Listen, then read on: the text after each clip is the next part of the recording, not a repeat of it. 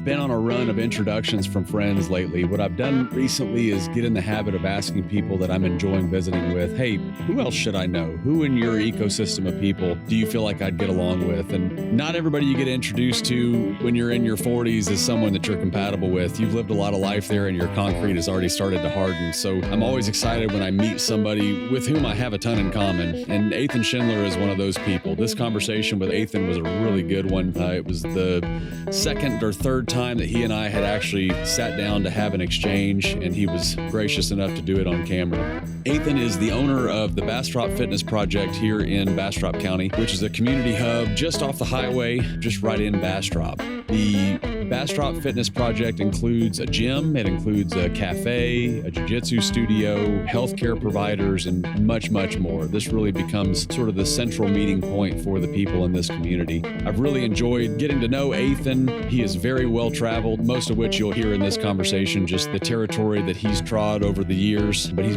focused really his life's work on working with those around him in their pursuit of wellness, overall wellness. I hope you'll enjoy this conversation. I know I sure did. Please go check out the Bastrop Fitness Project whenever you find yourself in this part of the world. But with all that said, this is my conversation with Athan Schindler.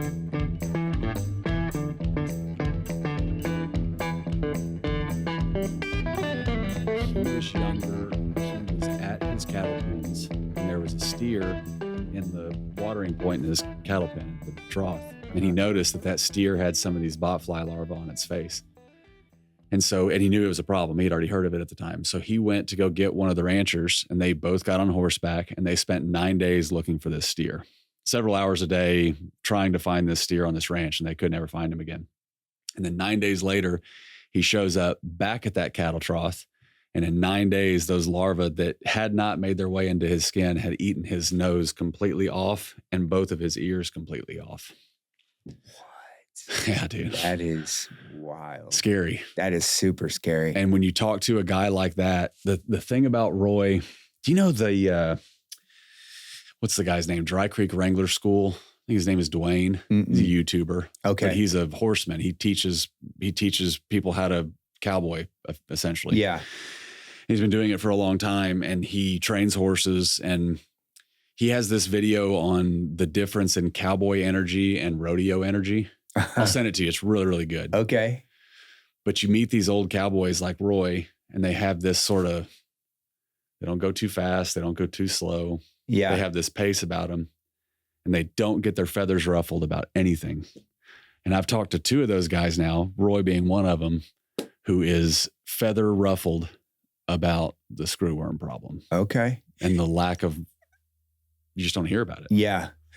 And what's ruffling his feathers specifically? Is it that he's worried, it's like it's going to tear up, all these herds and everything else, or is it something beyond that? There's a lot of cattle production that their herds are based in South Texas because you have these big swaths of land where you can run a bunch of cows. Yeah. So the cow population will get impacted by it if they do get here or when they get here. And then a major economic driver in South Texas is deer hunting. Okay. And they will just absolutely decimate a deer herd when they get into them. There's no defense for them. So it's somewhat of a financial worry that he's worried that this is going to impact him and his family from a money standpoint. A lot of the economics of South Texas are through those two animals specifically. That makes through sense. Beef cattle and deer. Yeah.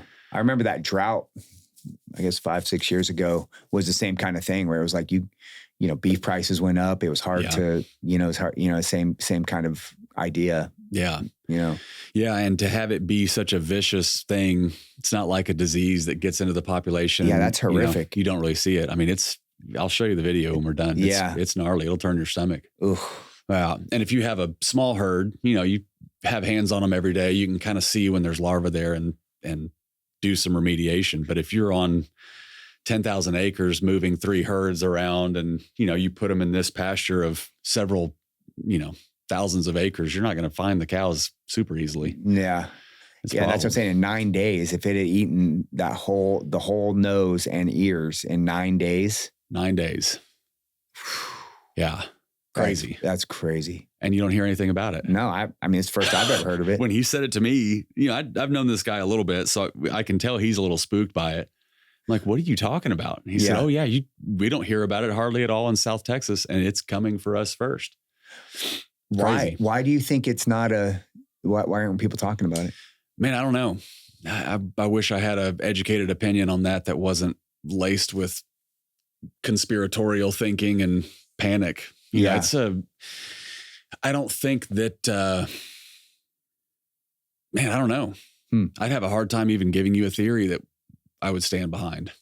It's weird to me. Because that seems like if anyone in the media got a hold of that, I mean, they're always looking for some sort of like catastrophic, something to like play on and put fear into people. That seems like a great topic. Yeah. Not hard to catastrophize that right. Because it's real. I mean, it really is awful. Yeah. It's pretty troubling. How did we get on that topic in the first place? Just that you were talking about your mobile, you setting up your mobile podcast thing. And you were saying you were going to talk to him. Doing the podcasting thing mobily. Why did you set 50 as the number to start with? You said you recorded 50 of them and that sort of felt like the magic number. Yeah. That's felt like the magic number to me too. I think you're 36, 35, something like that.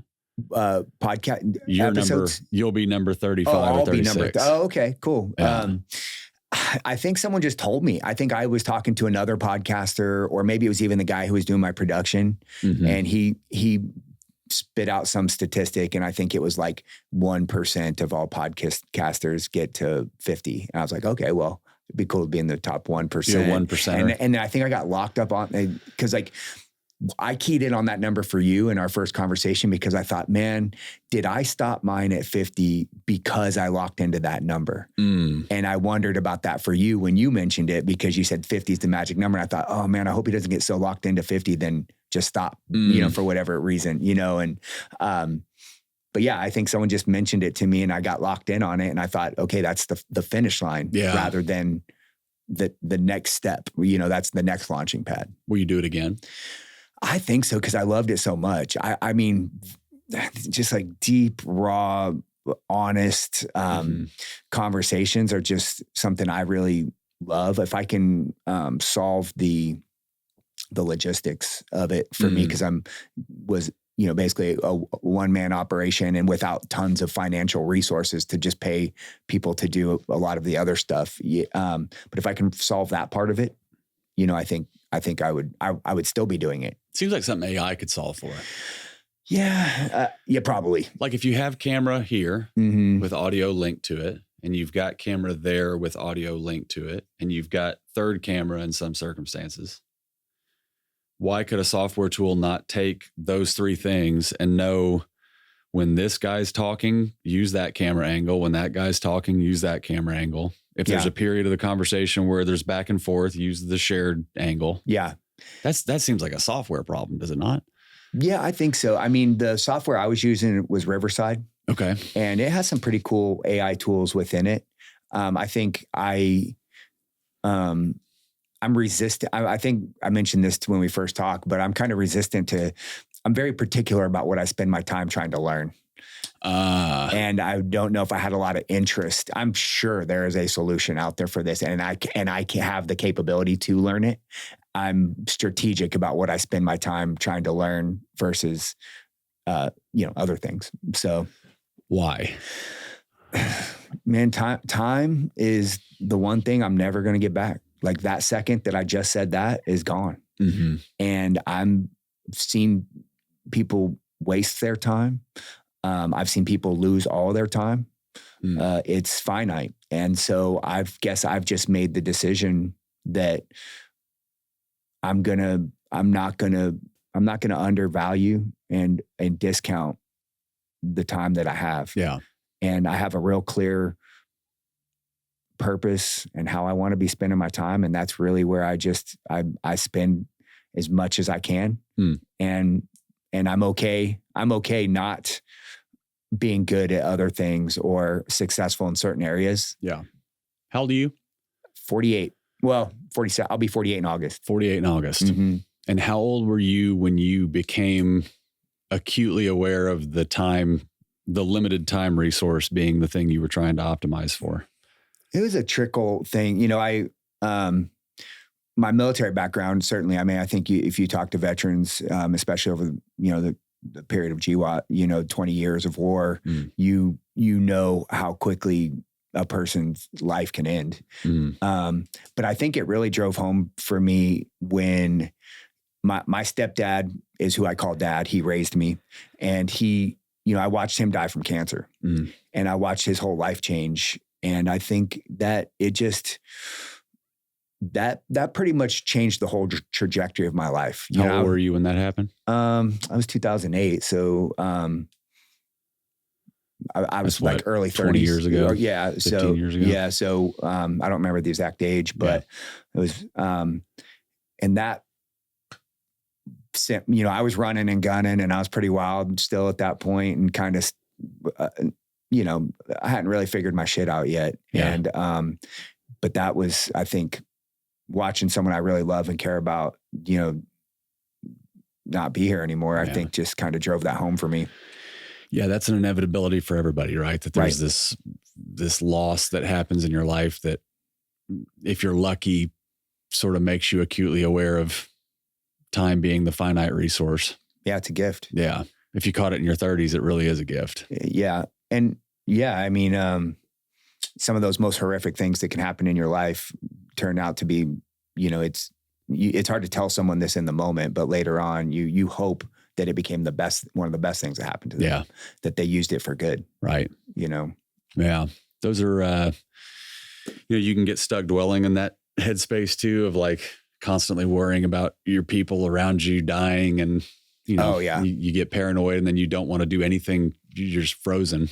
I've seen people get into that mode too, where they don't live life because they're afraid of it ending. But a lot of people, I mean, fear is powerful, man. Yeah. Fear is one of those things. I see people who live just consumed by fear. And and I can think that's really why I really try to do the opposite. Like I can pretty confidently say I'm not really afraid of much. Every now and then I'll have moments of fear, but I don't, and I think some of these lessons that I've learned, just seeing, how life goes and how nothing is guaranteed, that I really tried it. That's why I don't want to waste my time. I want to live. I want to live to the fullest, and not be afraid. Yeah. Because there's worse things than death. The limiting the amount of time you put into something that you could learn, that you have some sort of like adjacent interest in, but you can tell it's not a deep passion. Yeah. I'm in that spot. That's like where I'm at in this point in my life, professionally, personally, what I'm, taking interest in outside of the day job. Yeah. Is all colored with that. Like, I've got this much time, and if I blow this much of it on some bullshit that really is not something I'm passionate about, or even really that interested in, and there's somebody else that's passionate about it, kind of interested in it, and I can give it to them to do. Yeah, I'm trying to make a habit of doing that. Actually, the book that you suggested that I read, that I'm a couple chapters into now. Which one? Buy Back Your Time? Buy Back Your Time. Yeah. It's all about that, right? Yeah, exactly. Trying to take an audit of what's sucking your time up, and the things that aren't really giving you energy and fulfilling to you, pass them to somebody for whom it's energy giving, Yeah. That's now that I'm thinking of another book, you asked me the other day about and I couldn't spit out a bunch from, but another one, Who Not How, is another book that has a really similar theme to that, where it's like, whatever problems you have, whatever things you want to be successful in, it's not a question of how, it's a question of who you put in it. If you can get the right who involved, the how takes care of itself. Yeah. I love that. I'll have to check that book out. Just based on the title, I'll like it. Yeah. So when you meet people for the first time, what do you explain to them about yourself? Like, how do you explain yourself to somebody you're meeting? We just met. So explain yourself to me, Athan. I try not to explain myself to people, honestly. I like the term where it's better for me to be interested than interesting. Uh-huh. And so I like, when I first meet people, I ask a lot of questions about them. I want to get to know them. I don't find myself to be that interesting, to be honest with you. I've done whatever I've done, and it's not that interesting to me. I think other people might find it interesting. Sure. So is it hard for you to do stuff like this where you're the center of attention? Your name is going to be on the episode. Yeah, I've been on lots of podcasts, and it's not hard. I can answer the questions, but I don't get off on it. You know what I mean? It's not, I want to have this moment and connect with you, and I don't really care about like anyone else who sees it. Yeah. But generally I'm a systems thinker. And so like, if someone asks me who I am or what I'm about, I generally will not tell them what I've done, but like my purpose. And if I have a very clearly defined purpose and very clearly defined values, that's what I will tell them, because what I do day to day, I'm a gym owner. I own a, commercial property, things like that isn't who I am. Yeah. And it's fleeting. It's very fleeting. And I don't even, I just don't personally find it that interesting. But what I like to say is I am optimal health, deep human connection, and self-actualization for all people in my life. That's my purpose. And, my values are prioritize what matters, do the work, kindness over everything, own your life, and fail often. And I think if people can wrap their head around that, then they can really know who I am. Okay. So describe that process to me of laying out a clear purpose and a clear set of values. Yeah. Because you've done that deliberately. That's not something you just arrived at sitting here. Yeah. You mentioned it twice. Yeah. I have a very clear purpose. I have very clear values that I'm following. Did you sit down to develop those? Yes, over a long period of time. Really? Yeah. Did you have a mentor to do it with you, or it was just something you did on your own? No, I've had coaches and mentors and people. Again, I took a little from this one and a little from that one. It was right around that period of, I guess, when I first started my gym, when I kind of was like, I decided like, this is optimal. Health is important to me. Mm-hmm. And that was kind of the initial stage of all of this. And like, as I started to dive into what does health mean, and it just kind of took me down, I got a mentor and I got a business coach, and then I got a therapist, and I got, all these different things that eventually it just kind of, and I, when I learn something, or if something piques my interest, I journal about it. I think about it. I talk about it, eventually we carve it, the marble into a statue and then I lock into it. And, and I'm a person who, cause like once I've locked into something, it's like, I'm locked in. Yeah. And so yeah, it's just a long process of figuring it out. I think one of the things that just when I went to I don't know what you would even call it, but are you familiar with Landmark? No. It's I guess it would be like a self-development organization. They put on like seminars and stuff, and they're intense. Like, you go over a week, you start on a Friday and you go through a Sunday, and you're there like, I don't know, 15, 16 hours a day. And it's heavy work. And I remembered that my purpose really, I went through like 2 levels of that. There was like an entry level one, and then like, I can't remember the advanced one. I remember walking away from that with my purpose statement. Like I knew it. Like they had helped me. I had pieces of it. I had a version of it, and I walked away, and I was like, I have never forgotten it from then. I mention it as much as I possibly can. And so I think that really like drove it home for me. It helps you make it colors your decision-making in a way that's permanent. Yeah. Like you're filtering everything through all these decision points, but also this underlying ethos that you live your life by. That has it changed at all since you developed it? No. Can it change? Yeah. And that's what I was just going to say. I don't know. That could be a hindrance to me, right? Like if I'm so, cause that's, if I'm so, static, if I'm so like locked in on that, I mean, I think it's a strength, but the willingness to adapt and overcome. And, so I think about it all the time. Like, would I change? I do say, do I need to change any of this? And in this moment in time, the answer is no. Yeah. But, I guess something in life could happen. Something could, and I'd really have to say, okay, this doesn't serve me anymore. Yeah. And I would be willing to do that. But to this point, it's been unchanged every time I've tried to. Seems like the purpose can change because you only have so much energy to give to a thing. And if you accomplish a purpose, or you recognize that there's a better purpose for you and something else, being willing to pivot's an important part of maturity too. Yeah. But the underlying values The second thing that you mentioned was your values. Those stay pretty stationary. They should. Yeah. I would say your values should be probably the things that should be a running tenet through your life. But, I help a lot of people, I coach other people and I help them because a lot of people don't have clearly defined purpose, don't have clearly defined values. They have versions of them or whatever. And I've always said purpose really is something that can and probably should change as you move forward in life. Yeah. And I don't think it's not like something that's like, you're not predetermined with a purpose in life. You're not like born and this like child is going to have this, you get to choose your purpose. Mm-hmm.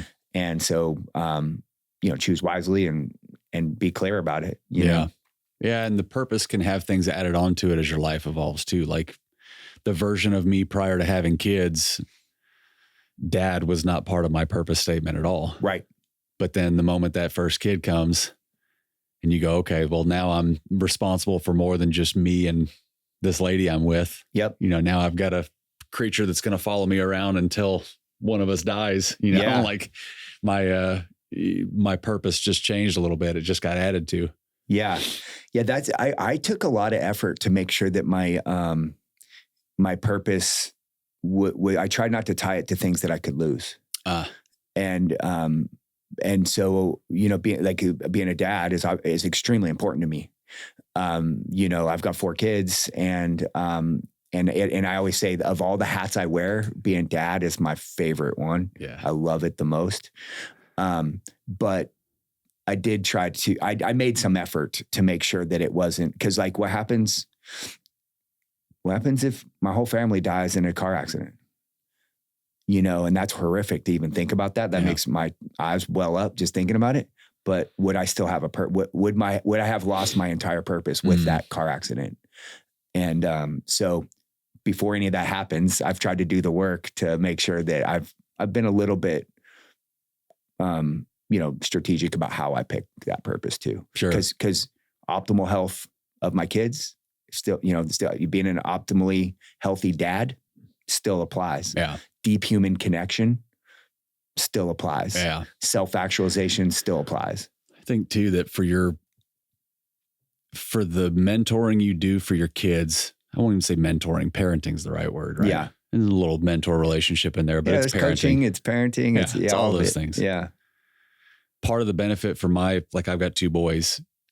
They need to see me being willing to go out and work and do things outside of just being a dad. That's part of it too. Yeah. Is they got to see like, okay, dad's going to leave the comfort of home and oversight of the family to go out into the world and go accomplish things and then bring back the spoils of war if there are any, or the lessons from them. I'm so much in line with that thought. I know so many people, I've had, I wouldn't say arguments. I've had debates with people about that particular topic where it's like, once you have kids, there is a camp that says your job as a parent is your life becomes about those kids and everything wraps around them and you have to put your life on hold to make sure that those kids grow up to be successful and contributing to society and everything. And I think not wrong.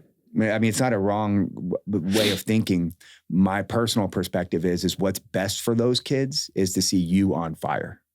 The school of an amazing adult is going through a childhood in which they had role models where they saw them chasing their dreams and standing their own ground, even if it wasn't in the best interest of another person outside of them, and things like that. And I think, again, I don't know if I'm not right, but I end up in the camp of, I want to lead my children through example. Yeah. I think there is no right or wrong place that you can set as like, this is the amount of time I'm going to spend being dad. And then I'm going to spend this amount of time being professional. And you can't, there's never a way that you can set that and just walk away from it. It's this constant monitoring, trying to evaluate, okay, am I spending too much time at home right now? Yeah. Do my kids need to see me being willing to get away from them and go out and go to work? Yeah. And course correcting when you realize you failed. I've talked about this a million times and probably have talked about it in here, but this concept of tension, of living in this tension between ideals that pull for your time and attention in either direction, and they're both good things. Mm. So like for me, the most obvious one for me is dad, husband is on this side. And then on this hand, you've got professional ambitions, because the more you're spending time with dad, husband, the less you're spending it here. They're mutually opposed to each other. Directly in opposition. Right. Exactly. And I think to your point, most people would say, well, when you get the business to the point that other people can manage it and run it day to day, and then you have kids, well, your kids have to have 100% of your attention and your effort at that point. And I don't agree with you either. Yeah. They might need more. And at different times, it's going to go back and forth. The easiest thing for me would be to say, okay, this business is running well. You know, I'm homeschooling kids. We've got this property that we've got them housed at now. I'm going to spend all my time there and totally neglect what's going on with the business and just let it sort of do its own thing. It'd be really easy for me to make a case for that. Yeah. But it'd also be easy for me to make a case that, you know, I'm the breadwinner. Ashton stays home with the boys. Yeah. Boy, I better spend all my time winning that bread. Yeah, that's right. Bringing home bacon. Yeah. Because that's my job, and completely neglect the family at home. And the hardest thing to do, this is your easy as evil moniker. The easiest thing to do is to pick one that's totally defensible and I could explain to somebody and how I'm spending my time. The hardest thing to do is to live in the tension between the two, because it is this constant course correction, constant evaluating and going, oh man, I've spent too much time on work stuff. I need to go back to home more. Yeah. Or I've spent too much time at home. You're just constantly having to admit where you failed and then pivot, and admit when you failed and then pivot.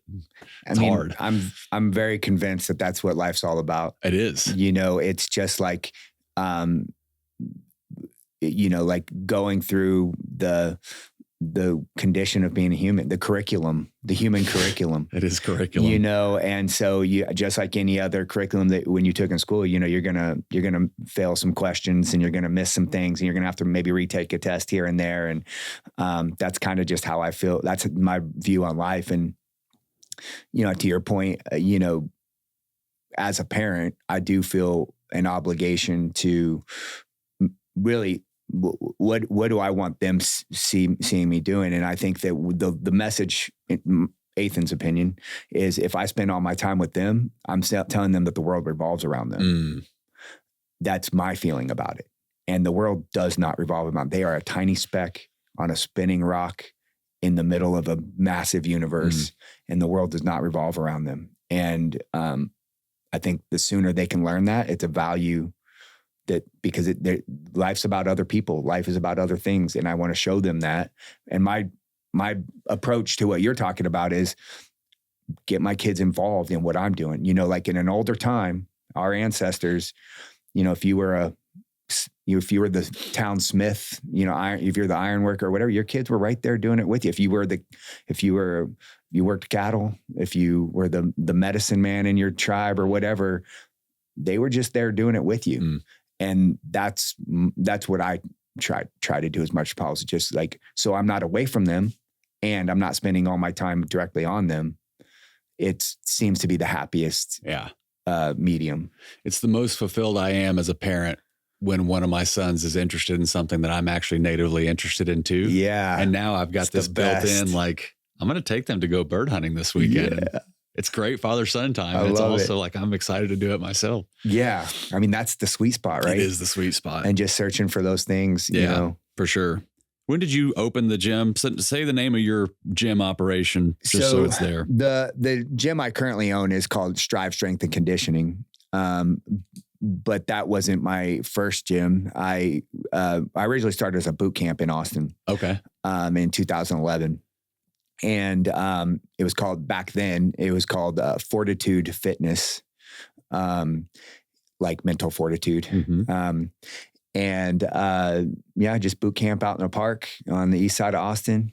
And that grew into a brick and mortar location, still called, it was called Fortitude Fitness. And then we went through a CrossFit phase, and we became. You went through a CrossFit phase. Yeah, we went through. You know, it's the evolution. Yeah. And so we were called Easy is Evil CrossFit, and then we went back to, we got out of our CrossFit phase and we became Fortitude Strength and Conditioning. I opened a Pflugerville location for a little bit. In, I guess that was like 2018 or something like that. In 2017, a friend of mine owned a gym here in Bastrop, and I had the opportunity he wanted out. He was looking to do other things. And so I bought him out. So at one point I had those 3 locations, one in East Austin, one in Pflugerville, and one in Bastrop. And I pretty quickly learned that, owning and managing, at least my style of leadership and managing didn't lend itself to having 3 staffs, 3 locations. And sometime during COVID kind of helped me with this decision where I shut the ones down in Pflugerville and Austin and went all in out in Bastrop. So you were still in Austin when COVID happened? I wasn't living there, but I had the business. You saw the gyms there? Yeah, I had the gyms there. Yeah. I moved out to Bastrop 2018. Okay. Yeah. So tell me about that period. What was that like? Do you remember it well? Yeah. I mean, I had always, Bastrop came into my awareness pretty quickly after I moved to Austin because I was in the National Guard. And I had to come out to Camp Swift for my guard duty.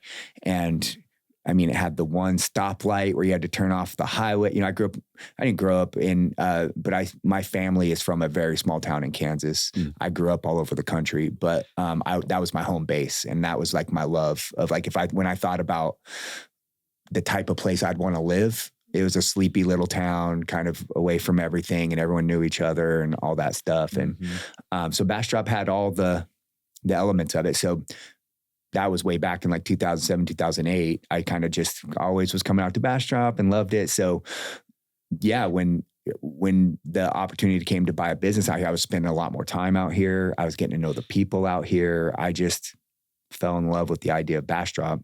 And so, then I ended up moving out here. It just kind of was a natural evolution of, I was drawn, into this area. So, yeah, there was nothing more spectacular than that. Yeah. I just liked the town and liked the people. And then COVID hits. Yeah. And I'm assuming it was already stressful. You'd mentioned it was hard to manage. Yeah. Different staffs at these 3 locations, having to jockey your time back and forth. Yeah, it was even more than that because I'm in the National Guard, I got deployed for COVID.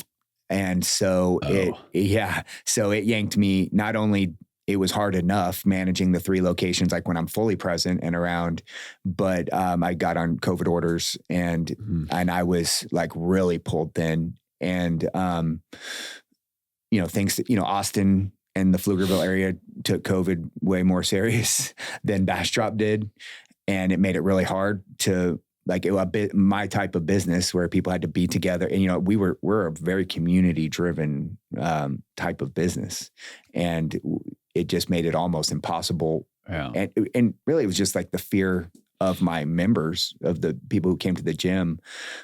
They just stopped coming. They started canceling their memberships. They wanted all these like restrictions and all these different things that I wasn't personally willing to do. And it became a value thing where I needed to say, is this something? And I didn't know how long COVID went way longer than I ever thought it would go. Yeah. And I didn't know how much longer. And the money started to kind of run out. And at that point, it just made it an easy decision. Yeah. Yeah. So you turn your focus completely on the Bastrop gym. How in the last 5 years now has the plans for the gym evolved? What does the future look like for it? What are your aspirations? Yeah. It changed a lot in that we were like in this, anyone who's familiar with Bastrop might remember the old Goodyear building that was off the side of 71, but we were just like in this old grungy garage, just greasy, dirty, hot as hell spot. And right before COVID started, I was building, we had bought property and we were building a new building for the gym. And which was a whole nother night. Maybe we'll talk about that, but building a building during COVID is a whole experience in and of itself. Yeah. But really the way that it's changed the vision for the gym is that we now are in this much larger building that has a much larger kind of purpose and vision, even of itself. Like the gym is just one part of kind of a bigger picture of health and wellness and community. So the building's now called Bastrop Fitness Project, and Strive Strength and Conditioning is a tenant in that building along with 8 other businesses. And so the idea is now, can we be somewhat of a one-stop shop for health and wellness and community for a broader base of people? Like the type of training we do isn't for everybody. You know, I'm never one to say like, oh yeah, anyone can do how we train, but not everyone's going to want to do it. Not everybody's going to like to do it. But the biggest picture for me for the gym is, is to keep that I think 150 people is like, they talk, that's like the tribe where people can actually know 150 people. Yeah. Is to kind of keep it around that size. Like I don't have these grandiose dreams of like having this like mega gym with like thousands of people or even hundreds of people. Yeah. For me, the gym and the fitness world is just a canvas for the connection and for the learning and for the growth. And so finding ways to be able to pay our bills and I want my staff to be really well paid and rewarded and live good lives. And for me, all my joy and all my reward comes from those connections, the community that we have, the people in my life that are just a blessing. I can't imagine, we can always just do better, with certain things, but I don't have these, I'm not trying to franchise. I'm not trying to do anything crazy like that. I probably will go do other endeavors, fight to make money or do whatever I need to do. But that's really the vision for the gym is connected community who has who are healthy people, who are lifting each other up, who, like you and I have mentioned several times already, it's like who you spend your time with is going to contribute to who you are as a person. Yeah. And I want to create a platform and a community of people who are better for being in that group. That's it. That 150 people thing, Dunbar's number is it's a fascinating thing to pay attention to. It's one of those things that you see in a context that explains that number. So for your example, a gym can get to around 150 people before the community starts to fracture and it just becomes something different. And then once you see it and oh, well, that's Dunbar's number, there's actually a sociology reason behind that. In our business, in outsourced IT service, our customer base and the people that work here that serve that customer base, it's the same ratio. We can grow to about 150 users under management to one technician or one engineer overseeing that part of the customer base. We didn't plan it that way. Yeah. Isn't that crazy? We just started to pay attention to it. Like, wait a minute, that's right at like 125 to 150 per person we have on staff.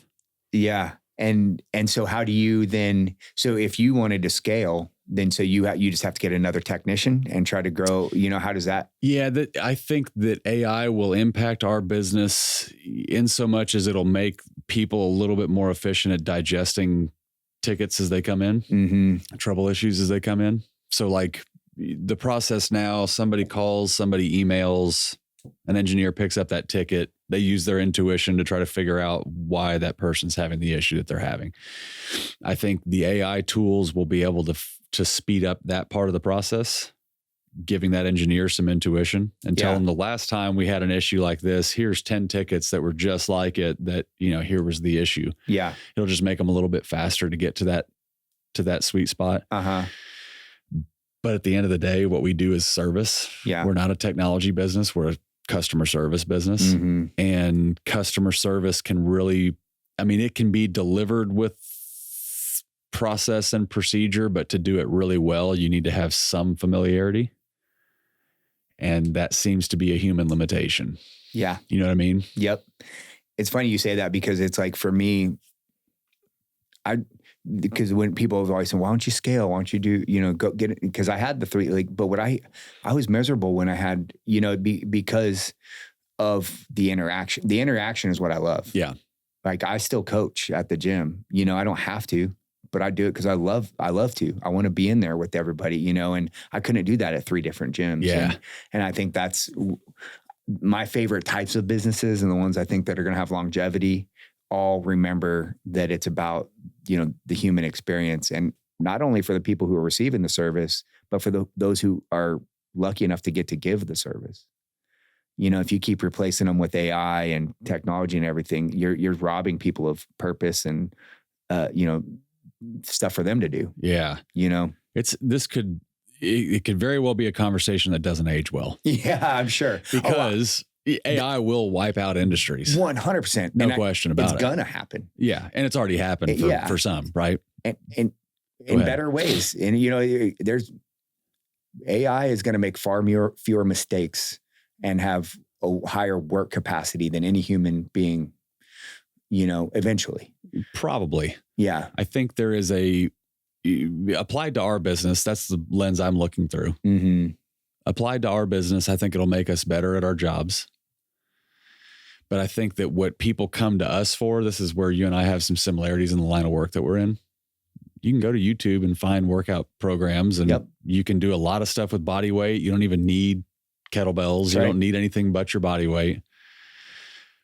But you get into a community with other people who are doing things the same way you are. And there's something there that you get from that sort of paradigm that you don't get, going on YouTube and solving your own problem. That's what I say. We're not a fitness company.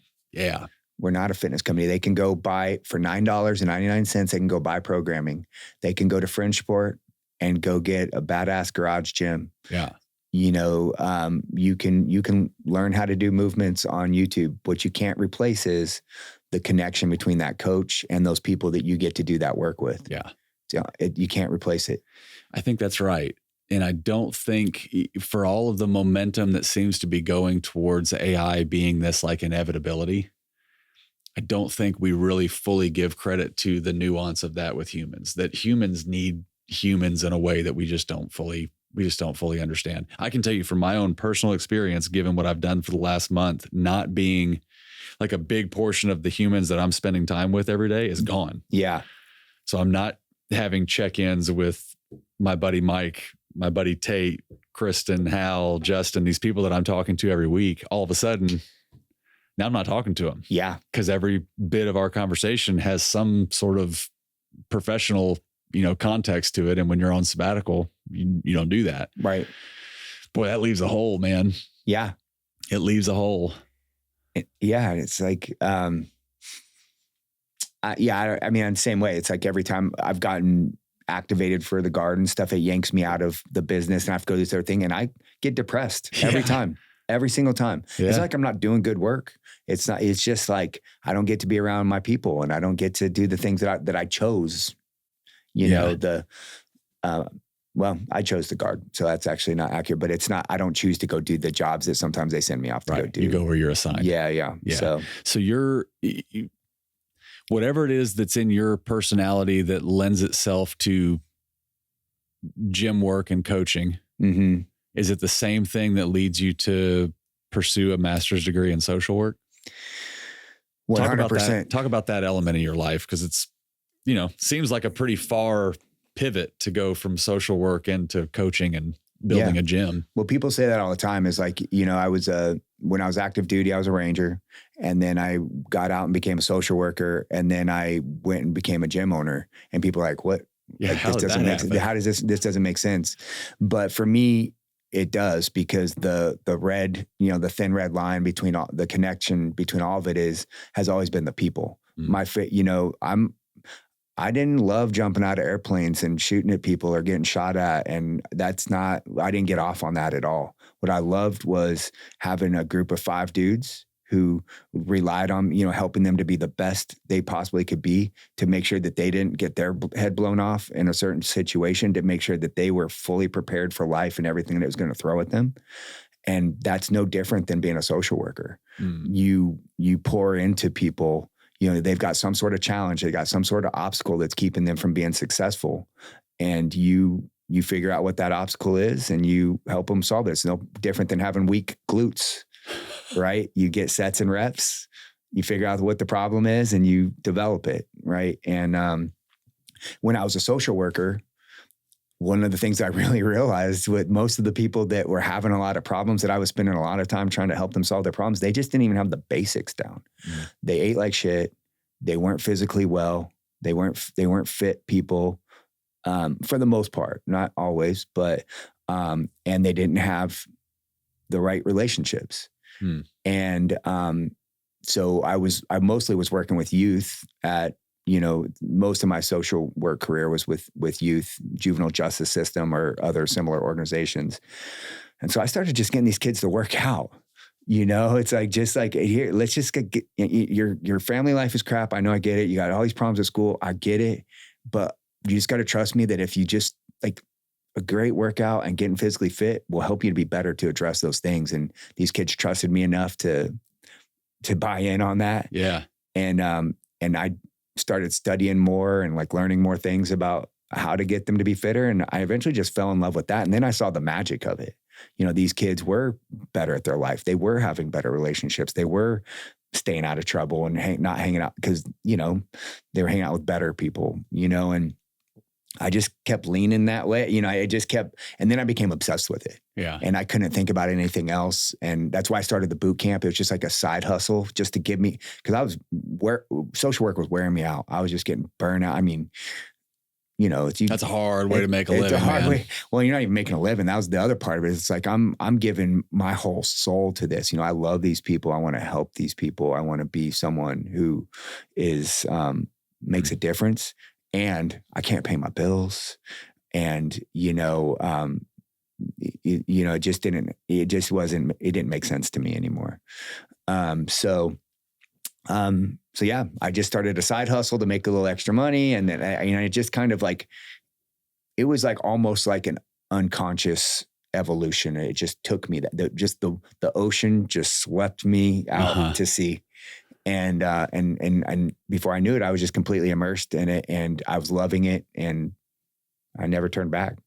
God or the universe opens a door and nudges you through it. And that's it. Hard to predict where that stuff comes from, but it does if you pay attention. Yeah. As a strength coach, I guess the connection between the social work and being a strength coach and a gym owner is I really just see the gym as a platform for a version of social work, right? We're helping people to solve problems in their lives and be a better person to address whatever's going on in their life. And to me, it just makes a lot of sense. I always just say, just fitness is my canvas for helping people to be the best version of themselves, regardless of what their physical is. Yeah, it's good, man. You mentioned earlier, how did you put it? It was when you were talking about your values, you were talking about giving energy to the people that are around you and your sort of ecosystem. Mm-hmm. Talk about that a little bit. Like, you recognize in yourself, you have energy to give to other people. Mm-hmm. How do you gauge who gets your energy and who doesn't? You just know. I mean, like, or maybe I just know. I think I have an intuition about, who, if someone's ready to have a relationship with me or not, or if they're the type of person that I want to have a relationship with or anything. I don't know that I think too deeply about it. I trust, I have a lot of confidence in myself and in who, my vision for things and people. And I truly do love all people, but I'm not going to spend my time with all people. Mm-hmm. Not all people are people that I want to, because like we already mentioned, to some extent, I'm a bit of a people pleaser. And I have to be real strategic about the type of people that I'm going to spend time with, because I want to meet people's expectations, and I want to exceed the standard. And depending on what game, whatever the topic is, I'm going to do my best at that. So if I'm hanging out with 3 or 4 dudes who are all wanting to go drinking all the time, well, I'm going to be the best drinker of all of them. I'm going to, find the best drinks to have and everything else. And I just have to be I have enough control to know that I don't have a lot of control. So I really kind of pick and choose who I'm going to spend time with and who I'm not going to. I don't know that I have some sort of system for that. I just know when I know, and I've made mistakes, of course. Yeah. You think somebody, or you think something that someone's doing is good for you. and you kind of go down that path and you get burned, and you got to have the mental, acuity to say, okay, let me cut this off. Yeah. And a little bit of courage. Yeah. Cause you got to admit you were wrong. Yeah. Those are hard. For me, I'm the same way. Like I look at the world through this thinking about my time as a finite resource and the people around me that I want to be giving it to. And I have at times poured too much of myself into people that weren't ready for, the start of their own journey. Like you see people that are kind of floundering, that are in your sphere of influence, and you feel like, okay, if I just go put myself in proximity to this person, I can help them catch a toehold. Yep. And then you spend a lot of time and you realize after months and, energy sunk into that person that this is not going anywhere and it's not helping them for me to just be here hand holding. Yeah. It's hard to admit when you got one wrong. And my problem is I'm loyal to a fault. I stick it out for way longer than I probably should. Yeah. And everyone in my life will be like, why do you keep working with this? Why do you keep dealing with this? I don't know. I mean, I can honestly say that there's a whole lot of people in my life that should have gave up on me that didn't. Yeah. Because I was a knucklehead, there's a period of my life where I was not a good person, but somebody saw something in me and they kept it going. And maybe I feel somehow like deep down inside, I feel obligated to do that again. And I think the other part of it is too, when you remember you and I remember the ones who you felt like you wasted your time on, but that's one of many, many, many, many that it did work out. Uh-huh. And it's hard to know which one's which, so, we just the one that burns in your memory is the one that didn't work out. Yeah. And I'm to the point now where I've seen enough of those come full circle where you can justify it as, well, it didn't work out yet. Like for whatever reason, this period of their life and my life, we're just not eye to eye. Yeah. But sometimes they come back and it is the right timing and you've built enough rapport with that person that they'll come to you when there's a bottoming out, when there's a hitting of rock bottom. Yeah. And sometimes it doesn't need to be you, the one that, you planted a seed and you did the best you could to water it and get it sunlight and everything, but maybe you just weren't the right gardener for that person and someone else comes along and has a different type of green thumb or whatever. That's and exactly it works out. Right. That's a really, really good analogy. When you're going to pull back from somebody, when you've invested a lot of time in somebody, let's say it's in a coaching context or otherwise mentoring, and you realize, okay, either this relationship is not working out or it's just not the right time for this person, I'm going to have to pull back from them. Yeah. How often will you tell them directly what you're doing and why versus just sort of strategically limiting the amount of time you're giving them? Yeah. I mean, I think obviously when I'm at my best, it's a very direct, honest conversation. And I do have plenty of those, but I think I also will look for the natural egress. Sometimes there'll be something where it's like, okay, here's a good sign. Here's a good opportunity to where this is a nice divide, a nice separation. And I'll go heavy on, hey, I'm going this way, but I don't think that's when I'm at my best. I think that who I want to be, all the time in every room with every relationship is the type of person who's a straight shooter. And I tell the truth all the time, not like, and when I say telling the truth, it doesn't mean like I still feel like omission is still a form of lying. Mm-hmm. So, I said what needed to be said. I thought about, I was intentional and loving and caring about it.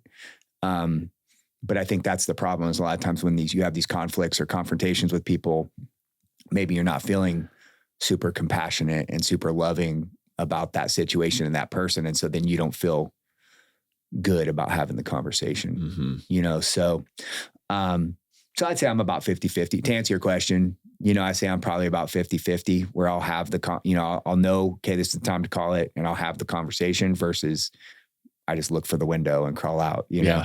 It's something I'm constantly evolving on.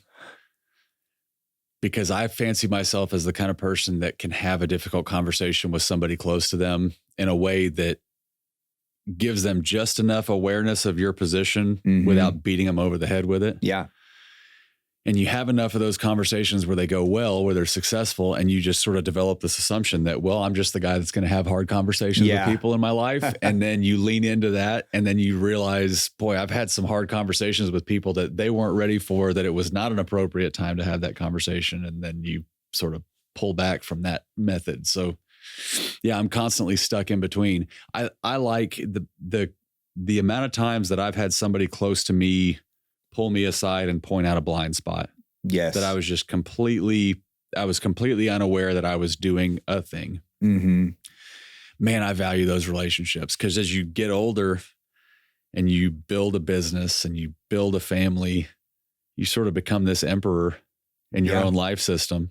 And not many people are willing to challenge you, especially if they're part of your empire that you've built, and they're somehow relying on it. Boy, it's hard to get people to come to you and say, hey, you're wrong about this thing. Yeah. To get good feedback. Yeah. So man, I value those relationships. I love those people. And then there's going to be some people, that's the other part though. It's like, people are going to pull you aside and give you feedback that I just wholeheartedly disagree with. Right. And so it's like, I don't want to be, I guess where I'm going with that is I don't want to be that person either. So I'm always, there's a level of discernment.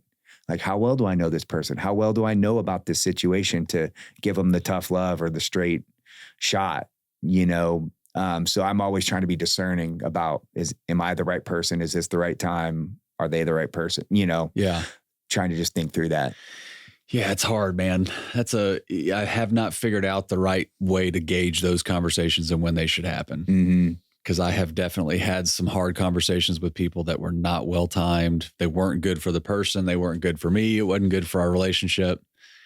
But then I've had some where I've put them off, and then finally mustered the courage to just sit somebody down and be straight with them. And it fixed a relationship, Yeah. So how to decipher the two is a challenge. I mean, my opinion is it's always better to have the conversation. Uh-huh. I think it's a far worse scenario where if you just eat it and swallow it and don't say it, and it festers, or, you do that over with enough people, and then you become basically a shell of yourself. Yeah. So I think it's always better to have the ugly, inappropriate, not, cause at least that's a rep and set in the direction of who you want to be. It's a good way to put it. Yeah. Defaulting to action and being willing to take the reps, even the bad ones, and apologize for them later. Hey, I shouldn't have said that. I'm sorry. What a much more graceful way to look at it, right? Because I've had to eat it a lot of times where I had to come back to somebody and be like, man, what I said and how I said it, when I said it was just all wrong. Yeah. And that's an opportunity, rather than just being someone like, oh, I don't want to say anything. I don't want to hurt their feelings or whatever, Yeah. Is it hard for you? I would imagine that a majority of the people in your life, you have some sort of a coaching or a mentoring relationship with. Yeah. Is it hard for you to turn it off? Yes. And I've been accused of that. Honestly, I've had people be like, look, I'm not your client. Yeah. Stop freaking coaching me, man. Yeah. Yeah. It is hard for me because it's what I love. Yeah. It comes from a good place, but again, it's sometimes misplaced. Yeah. And so I do have a hard time with that. And but I love when people tell me that. I've had only a handful of people in my life say it to me. I'm sure a lot more people thought it, and I appreciate the feedback, because I don't want to be that guy. I've had to get to the point where I ask people, when there's some sort of a conversation happening where I'm feeling the instinct to maybe insert my opinion, I'll make the habit of asking, like, you want me to listen? Are you wanting my feedback? Are you asking me for feedback here, or are you just sort of venting a frustration? I'm totally fine if you're just venting a frustration. Totally get it. Yeah. I have developed a strategy of curiosity before all things. So when I mentioned earlier, it's better for me to be interested than interesting. Mm-hmm. Right. And so I kind of take that, I ask a lot of questions. And then I kind of like, that gives me an opportunity to say what you just said. Like, are you interested in any feedback, or, but I think a lot of times if you're just being curious, they don't feel like they're being coached, which is good too. Yeah. It's a good point. I'm not sometimes they find their own answers. Yeah. Yeah. Almost always. And it's going to be a better answer than probably the one that I would have. That's right. Told them. Because they found it themselves. Yeah. Yeah. It's more okay. So actionable. you, when you're operating the way that you operate, I don't know you super well, but Yeah. for the 2 times that we've had conversations, you're an energy guy, you're a Mhm. upbeat guy, probably optimistic by nature. Yep. And I do want to ask you about optimism. That's the one question I ask everybody, but, is it hard for you when most of your life and relationships, you take that sort of approach to optimist, upbeat, giving people your energy? Mm-hmm. Is it hard for you to find people that you can share a bad day with? Where you're Yes. like, man, I'm off it today. Yes. Extremely hard. I'm the guy who will, someone will text me, how you doing? How are things? And I'll start typing and then I erase it and then I type it again. You know what I mean? Because words have power. Well, one of the things is like what I say becomes reality. So that is a part, that's not my optimism. I really believe that as I speak something into the world, it has a much more likely, its likeliness of becoming real is, and so my mindset is everything. So if someone texts, so this is, I'm going to answer your question, but this is a roundabout way of getting there, is like, if someone says, how you doing? And I start saying, man, work sucks. And so such and such, I need to look at this from a different perspective. For one thing, I just need let me check my thinking here for a second. Cause no, it doesn't all suck. And no, this, it's just like, I have these certain things that are going on, so that's part of it. But the other part of it is yeah, because of who I am in my community and how people see me. And I have this persona, this identity that, I'd be a fool I would sit here and lie. Like, I have an identity that I want to uphold. And if you start acting different than that identity, people are going to look at you different. Mm-hmm. And it is hard for me to be just a real person who has bad days. And, I have struggled with depression in the past, but it's hard for me to tell people when I'm currently depressed. Uh-huh. It's okay for me to say that has happened, but I have a hard time saying I'm in it right now. Man, that's a common feature of every high performer I know. Really? Every one of them. We talked in our first visit over coffee about the concept of the amount of guys you can have around a campfire before it's a crowd. Yeah. Right. You can really only have 5 guys around a fire. Right. Because you have 6. Now you're going to split into conversations separate from each other. So you really have yourself and 4 very close friends. Those 4 very close friends are the ones that hear about my bad days. Right. My wife doesn't hear about them. She can tell when I'm having an off day, but I try to not dwell on it with her. Mm-hmm. I got to have those 4 people that I have enough trust built with where they know I'm not just bitching for the sake of it. Like, no, I need to talk about the depression I'm going through or whatever it is. Right. That's a common theme among all of them though. Yeah. I'm the same. It's really like 2, I've got, and I know that like, I can say whatever I got to say and be whoever I am and however, and I know that it's going to be received with very little judgment, and mostly just someone who's willing to listen, and I really think that we all need, just 2 at least. Yeah. Yeah. So do your 2 know each other? No, they don't. No. Yeah. Cause like, one is from, my military background. And then, which I've, 30 years, a friend for 30 years. And another one is who I met from being a gym owner, live in different parts of the country, never met each other. Yeah.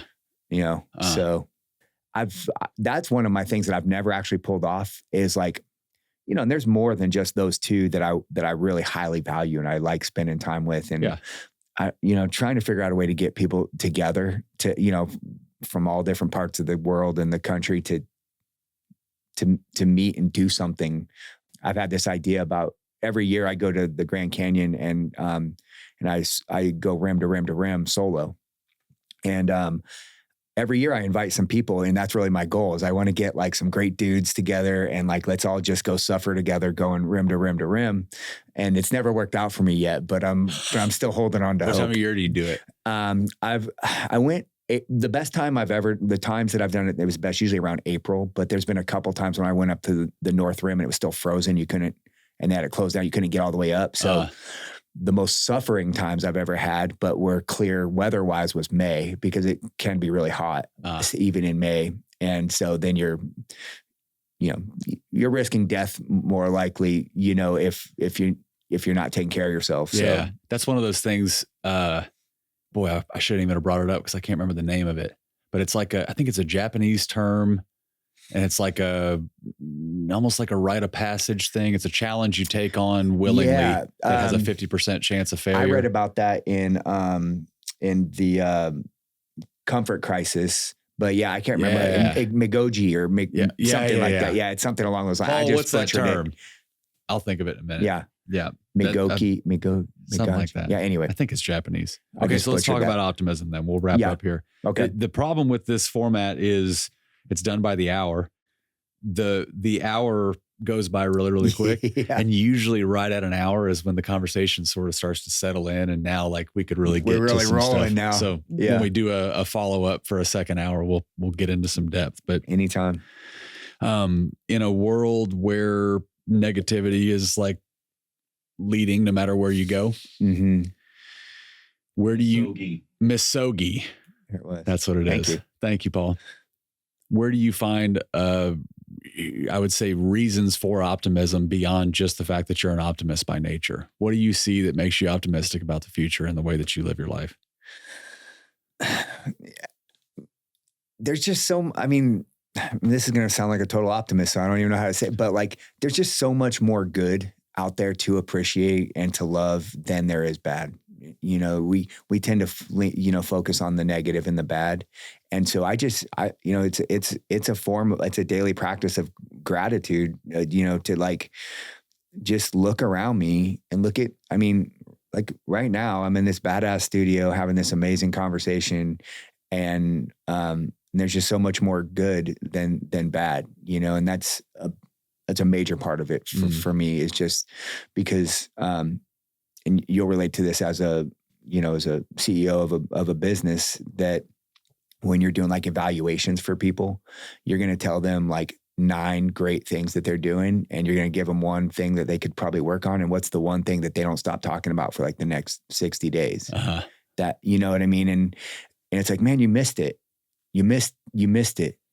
And, so that's a big one, but it's like, I don't know. I probably am an optimist, but like, I don't really define myself that way. I think about, do you know the Stockdale paradox? No. From the book Good to Great. And so Stockdale, I'll tell the very brief version of this. He was one of the longest prisoners of war in the Vietnam War. And later on, Jim Collins, who wrote this book, interviewed him, and he said, how did all these other people died in these prison camps, and you didn't, you just kept making it through. And he said, it was the optimists that died. It was the ones that said Christmas was going to come around, and we're going to get out of here. They're going to let us go. And Christmas came and it went, and they were still there. And he said the optimists died of a broken heart. And he said it was the ones that could simultaneously, this is the paradox, hold on to an undying faith and an undying hope that we are going to get out of here, but simultaneously looking at the brutal facts of that situation, that we're not going to get out of here by Christmas.